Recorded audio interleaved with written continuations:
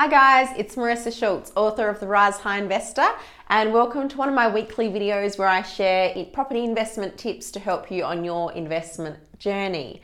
Today I am talking about positive gearing versus negative gearing, and I'm keen to give you my thoughts on this. I get the question quite often, so let's just delve right into it. Well, firstly, what is positive gearing? What is negative gearing? Let's start with negative gearing, because that's a term that many people have heard in the investment space. So negative gearing basically means that your total income from your properties is less than the expenses of the property. So you're effectively making a loss. And what that means is that if the property is owned in your individual name or a particular structure that is receptive to this, then you will get a tax benefit as a result of that loss, which means you'll pay less income tax. Positive gearing is the exact opposite, which means your income is greater than your expenses, hence your property portfolio is making a profit, and that profit is then taxable, so you will have to pay tax on that profit. So, which one's better?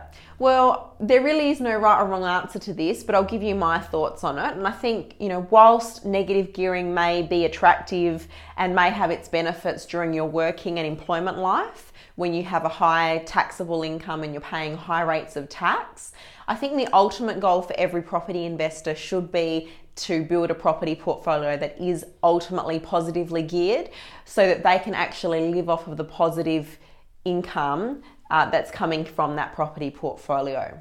So, I think that long term you should be aiming for a positively geared property portfolio and not simply buying properties that are highly negatively geared just for the tax benefits.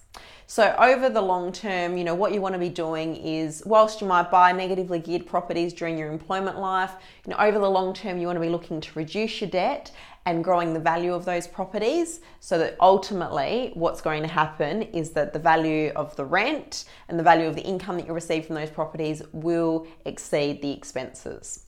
My personal strategy is I like to buy properties that will be positive either from day one, or if that's not achievable, I like to buy properties that are positive within 5 years of purchase. And that may be through natural growth in the market, or it may be through improvements or, equity growth that I build in myself and manufacture myself through cosmetic renovation, subdivision, or development. So that's what I like to do, and that strategy has worked really well for me and lots of people that I know.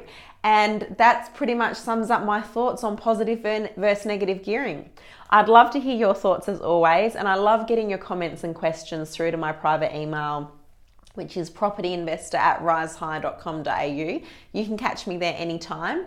And as a special thank you for tuning in, you can also grab a copy of my book for half price. All you need to do is type in the code word video when you head to the website risehighinvestor.com.au. So thanks for tuning in, and I will see you again next week. Bye.